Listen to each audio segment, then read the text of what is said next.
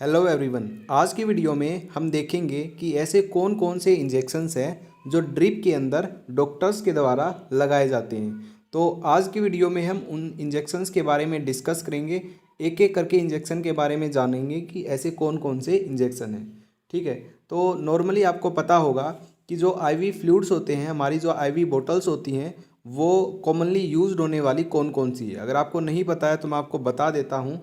तो most commonly जो use होती है हमारी आईवी बोटल्स वो है एनएस, जिसको नॉर्मल सेलाइन बोलते हैं, डीएनएस डेक्सट्रोज नॉर्मल सेलाइन, ठीक है, आरएल रिंगर लैक्टेट, और फिर आती है डी5 जो डेक्सट्रोज वाली बोतल होती है। तो नॉर्मली ये आईवी बोटल्स होती हैं जो मोस्ट कॉमनली यूज की जाती है और इन्हीं के अंदर जो इंजेक्शन है वो लगाए जाते हैं। तो देखते हैं वन बाय वन करके ऐसे कौन से इंजेक्शन है।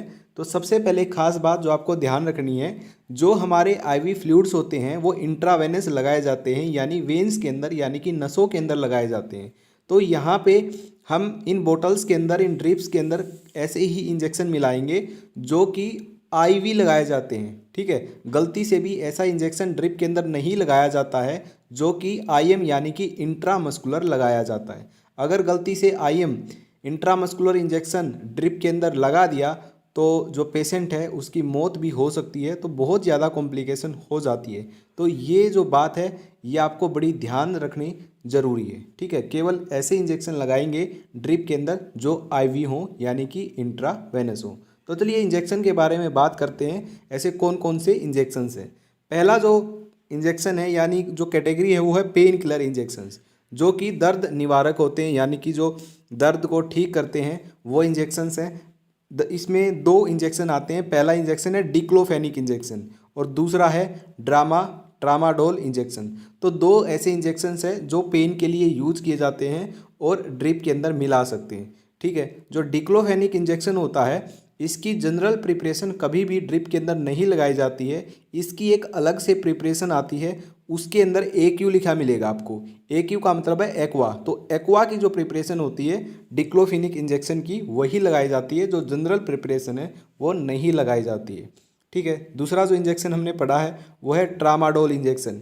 ये ट्रामाडोल इंजेक्शन ये भी पेन किलर है, लेकिन ये हैवी पेन किलर है। ठीक है, जब बहुत ज़्यादा दर्द होता है तो तब इसका यूज किया जाता है। ठीक है, डिक्लोफेनिक से बहुत ज़्यादा हैवी पेन किलर है ये रहा, दिख रहा होगा आपको ट्रामाडोल इंजेक्शन। ठीक है, नेक्स्ट हमारी जो कैटेगरी आती है वो आती है इंजेक्शंस फॉर स्टमक पेन, यानी कि पेट के अंदर जब दर्द होता है तो तब कौन कौन से ऐसे इंजेक्शंस हैं जो ड्रिप के अंदर लगा सकते हैं। वो दो ऐसे इंजेक्शन हैं। पहला है हायोसिन इंजेक्शन जो कि बस्कोपान नाम से बहुत ही फेमस है। ड्रोटावेरिन इंजेक्शन जो कि ड्रोटिन ब्रांड है, जो वो बहुत ही ज़्यादा फेमस है। तो दो ऐसे इंजेक्शंस हैं जो पेट दर्द अगर किसी को है तो ड्रिप के अंदर ये लगाए जा सकते हैं। देखिए ये रहा हायोसिन ब्यूटाइल ब्रोमाइड इंजेक्शन। ठीक है, तो बस को क्रेन ये ब्रांड नेम हो गया। और सेकंड जो है वो है ड्रोटावेरिन, ड्रोटिन इसकी बहुत ही ज़्यादा फेमस ब्रांड है ये ड्रोटिन। तो ड्रोटिन नाम से बहुत ही ज़्यादा फेमस है ये ड्रोटावेरिन, जो कि पेट के दर्द में यूज होने वाला है। नेक्स्ट हमारी जो कैटेगरी आती है वो है गैस्ट्राइटस। अगर किसी व्यक्ति के पेट के अंदर जलन है, ठीक है, गैस बन रही है, तो तब इनका यूज किया जाता है पेंटोप्रेजोल और रेंटिडीन का। तो पेंटोप्रेजोल और रेंटिडीन ऐसे दो इंजेक्शन हैं जो ड्रिप के अंदर लगाए जा सकते हैं अगर किसी व्यक्ति को पेट में जलन है या फिर पेट में गैस है तो। ठीक है, तो पहला पेंटोप्रेजोल है, दूसरा रेंटिडीन है। तो ये जो आपको पिक्चर दिख रही है ये है रेंटिडीन इंजेक्शन की। ठीक है, सेकंड देखिए ये हमारा है पेंटोप्रेजोल इंजेक्शन।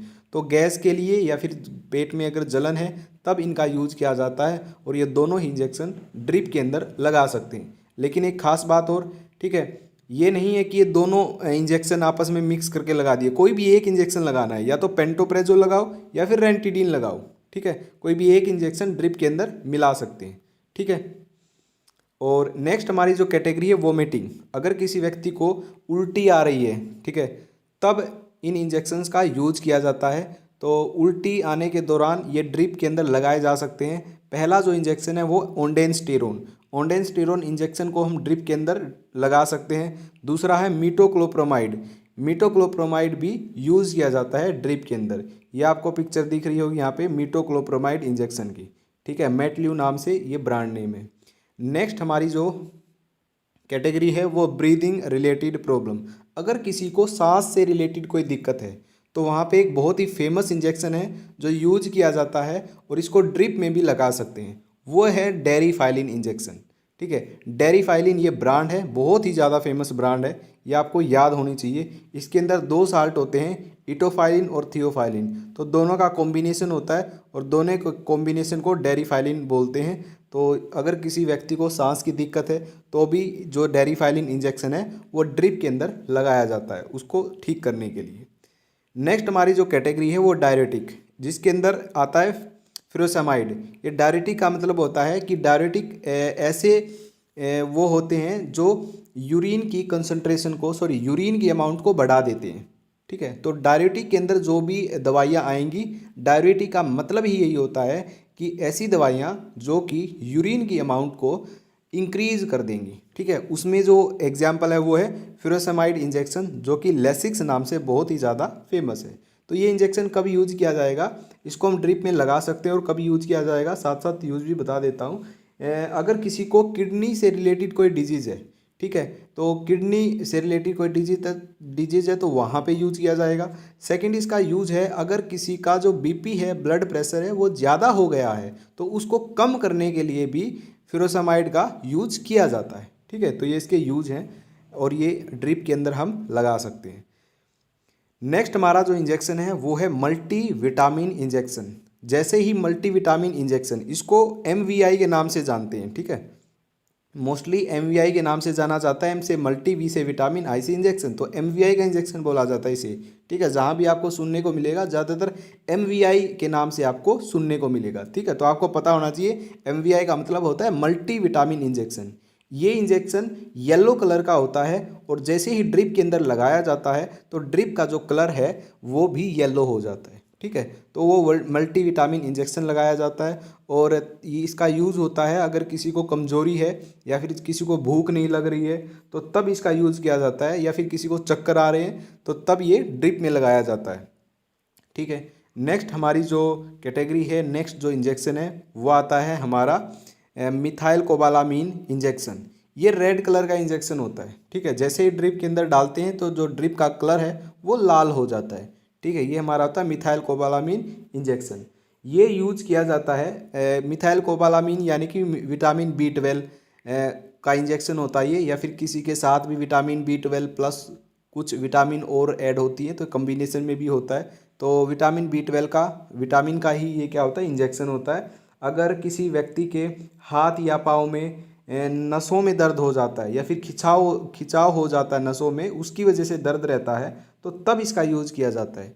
ठीक है, और कई कई बार क्या होता है, इसके साइड इफ़ेक्ट भी हैं। जैसे ही ये इंजेक्शन लगाया जाता है ना, मिथाइल कोबालामीन का इंजेक्शन, वैसे ही लगाने के बाद उस व्यक्ति को, पेशेंट को घबराहट महसूस होने लगती है या फिर नींद आने लगती है इसके लगाने के बाद। तो ये इसके साइड इफ़ेक्ट होते हैं। तो इन साइड इफ़ेक्ट को कम करने के लिए, ओवरकम करने के लिए क्या किया जाता है, इसको धीरे धीरे लगाया जाता है। ठीक है, तो धीरे धीरे पेशेंट को लगाया जाता है ये, बिल्कुल ही धीरे धीरे स्लो रेट से ये पेशेंट की बॉडी में जाता है, जिससे कि जो ये साइड इफ़ेक्ट है ये बहुत ज़्यादा कम हो जाते हैं। ठीक है, तो एकदम से नहीं लगाया जाता ये, तो बिल्कुल धीरे धीरे स्लो रेट कर दिया जाता है ताकि थोड़ी थोड़ी क्वांटिटी है वो पेशेंट की बॉडी में जाती रहे। तो ये इंजेक्शन था हमारा विटामिन का, विटामिन B12 इसके अंदर होता है और ड्रिप के अंदर लगा सकते हैं। फिर हमारा इंजेक्शन आता है एक और, वो है आयरन सुक्रोज इंजेक्शन। ये देखिए आयरन सुक्रोज इंजेक्शन है। ये इंजेक्शन भी हम ड्रिप में लगा सकते हैं और इस इंजेक्शन का यूज़ किया जाता है खून को बढ़ाने के लिए। ठीक है, अगर किसी व्यक्ति में खून कम है तो खून को बढ़ाने के लिए इसका जो यूज़ है वो किया जाता है। ओके, और जैसे हमारे IV फ्लूइड्स होते हैं, NS है, DNS है, तो कई तरह के IV फ्लूइड्स होते हैं। सबसे ज़्यादा जो ये यूज़ किया जाता है ये NS यानी कि नॉर्मल सेलाइन के अंदर यूज़ किया जाता है। क्योंकि NS के अंदर इसलिए यूज़ किया जाता है क्योंकि इसकी जो इफ़ेक्टिवनेस है, इसका रिजल्ट है वो सबसे बेस्ट है, वो तब आता है जब आयरन सुक्रोज इंजेक्शन को NS के अंदर यूज़ किया जाता है, तो इसका बेस्ट रिजल्ट देखने को मिलता है। तो मोस्टली जो आयरन सुक्रोज इंजेक्शन है वो NS के अंदर यूज़ किया जाता है और ये जो ये है खून बढ़ाने वाला इंजेक्शन। ठीक है, तो ये थे हमारे कुछ कॉमन इंजेक्शंस जो कि ड्रिप के अंदर लगाए जा सकते हैं। इस बात का आपको बिल्कुल ध्यान रखना है, केवल आईवी इंजेक्शन ही ड्रिप के अंदर लगाने हैं। गलती से भी आईएम इंजेक्शन ड्रिप के अंदर नहीं लगाना है, नहीं तो पेशेंट के लिए बहुत ज़्यादा कॉम्प्लिकेशन हो जाती है। तो इस बात का बिल्कुल खास ध्यान रखा जाता है। ठीक है, तो ये थी आज की हमारी वीडियो, जिसके अंदर आपने जाना कि ड्रिप के अंदर कौन कौन से इंजेक्शन लगाए जा सकते हैं। तो जो दूसरी वीडियो आएगी वो आएगी कि कौन से 2 इंजेक्शन आपस में एक सिरिंज में मिक्स करके लगा सकते हैं, या फिर ऐसे इंजेक्शंस जो आपस में मिक्स कर ही नहीं सकते, उसके बारे में हमारी नेक्स्ट वीडियो होगी। और उसका जो लिंक है, जो नेक्स्ट वीडियो का जो लिंक है वो इसी वीडियो के डिस्क्रिप्शन बॉक्स में आपको मिल जाएगा। और हमने पहले वीडियो की थी कि जो आईवी फ्लूइड्स है वो क्या होते हैं, कितने प्रकार के होते हैं और उनके क्या क्या यूज़ होते हैं। अगर आपको ये नहीं पता है तो भी आप वो वीडियो जाके देखो, बहुत ही यूज़फुल है। उसका भी लिंक डिस्क्रिप्शन बॉक्स में मिल जाएगा। और अगर आपको इंजेक्शंस के बारे में नहीं पता है कि इंजेक्शंस कॉमनली जो यूज़ होने वाले इंजेक्शन है वो कौन कौन से हैं और क्या क्या उनका यूज़ है, तो उनका भी आपको मोस्टली पता चल जाएगा। वो वीडियो भी ऑलरेडी बना दी है, तो उसका भी जो लिंक है वो आपको डिस्क्रिप्शन के अंदर मिल जाएगा। तो आज की वीडियो में बस इतना ही, तो मिलते हैं नेक्स्ट वीडियो के अंदर।